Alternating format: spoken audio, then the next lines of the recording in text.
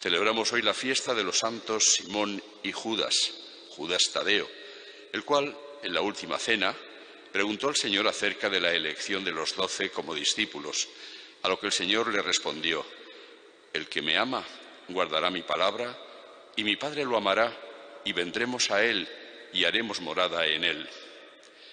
Apenas tenemos referencias de ellos ni de su misión apostólica. La tradición atribuye al apóstol San Judas una carta recogida en el canon del Nuevo Testamento. Lectura de la carta del apóstol San Pablo a los Efesios. Hermanos, ya no sois extranjeros ni forasteros, sino conciudadanos de los santos y miembros de la familia de Dios.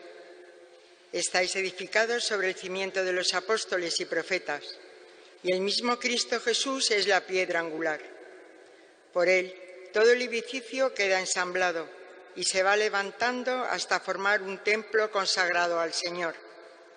Por él, también vosotros entráis con ellos en la construcción, para ser morada de Dios por el Espíritu. Palabra de Dios. Te alabamos, Señor.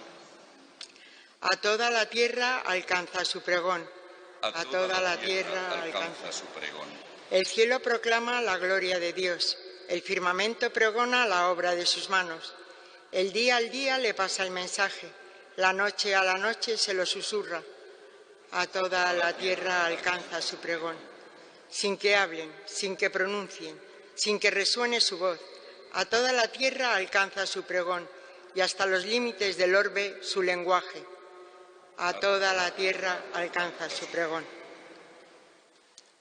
Aleluya, aleluya, aleluya. A ti, oh Dios, te alabamos. A ti, Señor, te reconocemos. A ti te ensalza el glorioso coro de los apóstoles, Señor. Aleluya, aleluya, aleluya, aleluya.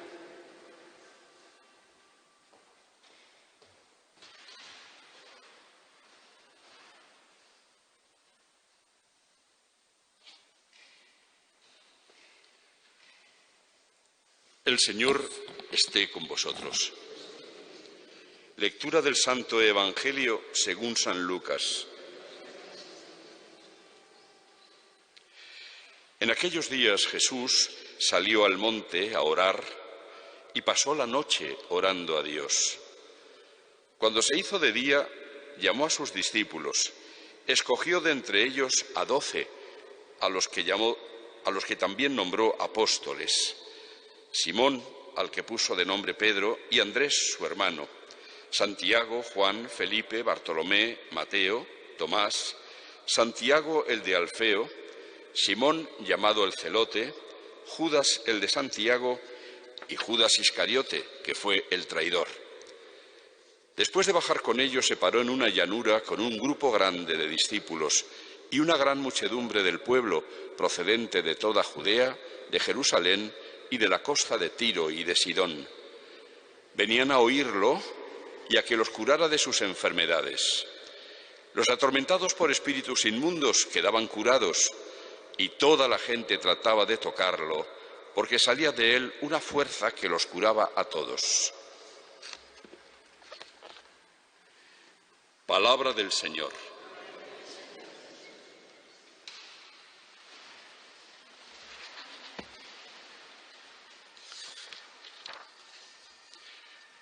Seguramente habrán oído más de una vez, como yo muchas veces, una expresión más o menos como esta: yo creo en Dios o creo en Jesucristo, pero no creo en los curas. Si por extraña casualidad alguna de las personas que dicen y piensan esto me escuchara en estos momentos, yo les diría: pues yo tampoco creo en los curas.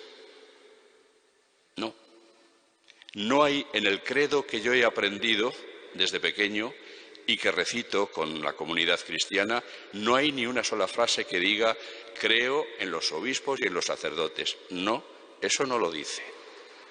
No forma parte de la fe de la Iglesia. Pero sí creo en la Iglesia, que es una santa, católica y apostólica. Y no es lo mismo. No es lo mismo. De hecho, la Iglesia que fundó Jesús es ciertamente una, porque esta fue su intención, en la oración que hizo en la tarde del Jueves Santo, después de instituir la Eucaristía, le pide al Padre que todos sean uno, Padre, como tú y yo somos uno, que sean todos uno para que el mundo crea que tú me has enviado. Por lo tanto, en la intención de Jesús no hay varias iglesias, sino solo una, un solo rebaño bajo un solo pastor. Lo mismo que esa iglesia fundada por Jesús es santa. Y es santa, por supuesto, por la santidad de muchos de sus miembros, pero sobre todo es santa porque su cabeza, que es Cristo, es el Santísimo. Es santa porque en ella reside el Espíritu Santo que Cristo ha enviado para guiarla y para santificar con sus dones, con su gracia. La Iglesia es santa fundamentalmente porque forma parte de ella el mismo Jesucristo, y en ella están los sacramentos que santifican, y en ella se da la oración que nos une con Dios. La Iglesia es católica, quiere decir universal, porque está destinada a que formen parte de ella todos los pueblos de todas las naciones. De hecho, ese fue el mandato de Jesús antes de ascender a los cielos: id al mundo entero y proclamad el Evangelio a toda la creación. El que crea y se bautice se salvará. Y por último, la Iglesia es apostólica. Es decir, como nos decía el fragmento de la carta a los Efesios de San Pablo, que hemos escuchado en primer lugar, la Iglesia la edificó Cristo sobre un fundamento tan frágil como fueron aquellos 12 hombres. Estáis edificados, dice San Pablo, sobre el cimiento de los apóstoles y profetas, y el mismo Cristo Jesús es la piedra angular. Cristo es la base fundamental de la Iglesia. Sin Él, la Iglesia se viene abajo. Pero además de Él, Él mismo eligió, lo acabamos de escuchar en el relato del Evangelio, escuchó a 12 de entre los discípulos que le seguían, y a esos 12 los nombró apóstoles, lo que quiere decir enviados.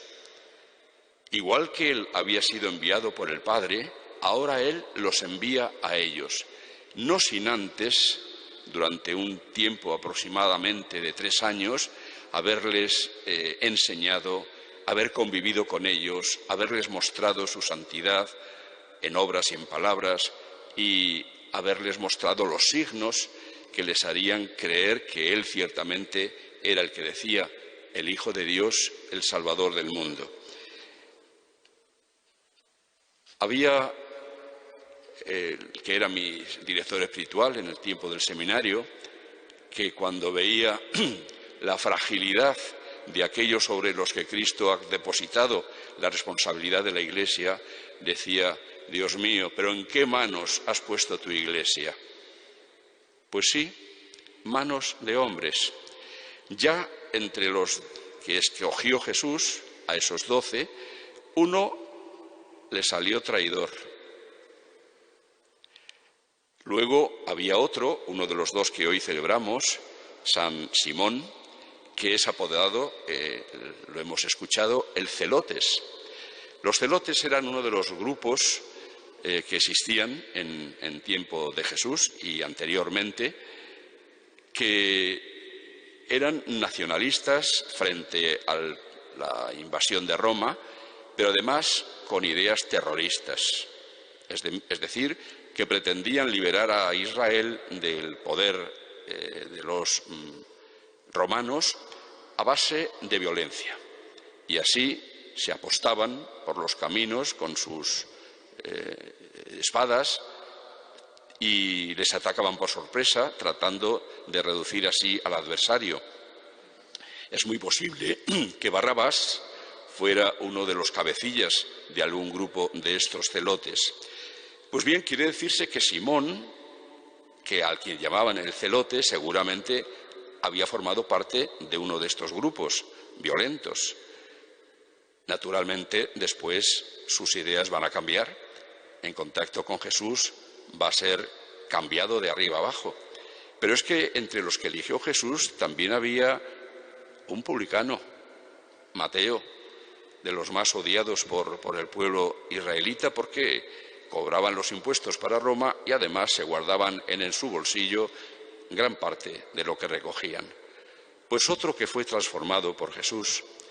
Pero luego tenemos a la mayoría de los demás, que eran rudos, pescadores e ignorantes, y en ellos confió Jesús para fundar su iglesia, para ponerlos como fundamento. Por lo tanto, y viendo además el Antiguo Testamento, donde vemos que desde el principio el Señor se sirve de seres humanos para darse a conocer, desde los patriarcas, Abraham, etcétera, los grandes personajes del Antiguo Testamento, fundamentalmente Moisés, luego los profetas, etcétera.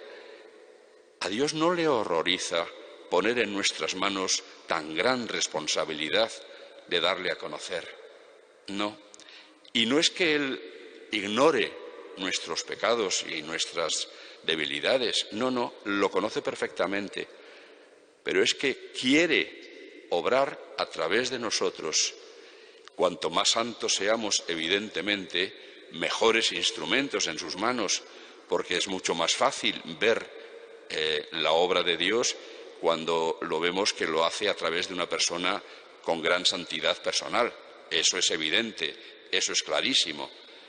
Pero aún así, aun cuando no todo el mundo sea tan santo, no por eso deja de ser eficaz la palabra que pone el Señor en labios de sus predicadores y además pidiéndoles que enseñen con su misma autoridad.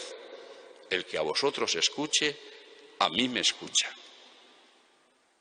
Siempre que se predica y se pone en claro la palabra de Dios, es Cristo mismo quien está enseñando con su autoridad. Y eso a través de hombres que puede que en su vida personal pues tengan grandes defectos y graves pecados, pero mientras sean fieles en la predicación, seguirán haciendo el bien, porque la gracia de Dios actúa por medio de instrumentos que no sean quizá los más adecuados, casi nunca lo son, casi nunca. Ciertamente los santos escapan a esta generalización, pero por desgracia no son los muy santos los que más abundan, sino los mediocres, incluso los pecadores, abiertamente pecadores.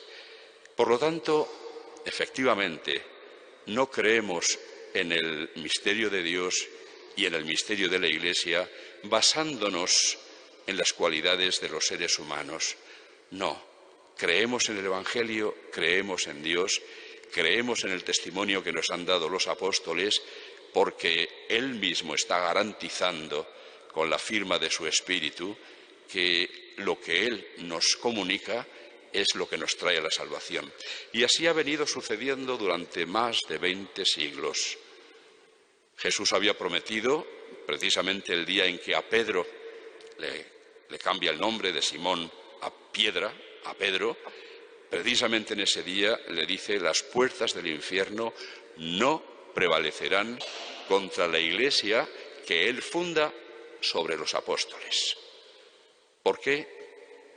¿Fiándose en las cualidades de los seres humanos? No, fiándose en su acción divina a través del Espíritu.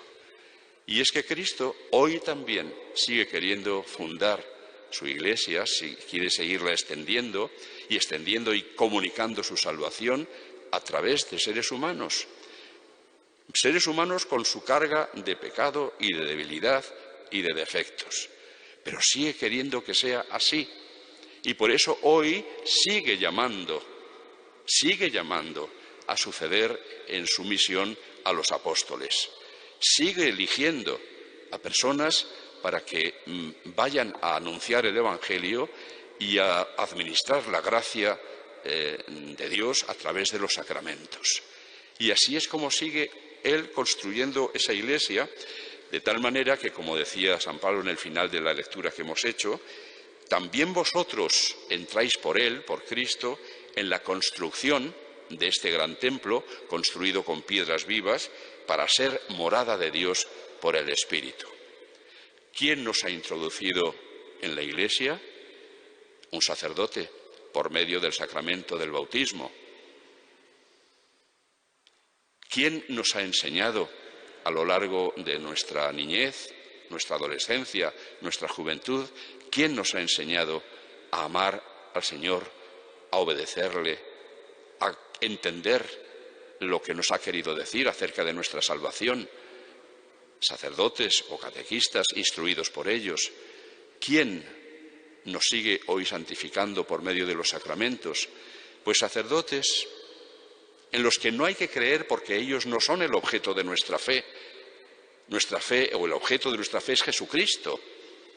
Es Jesucristo y la salvación que nos anuncia.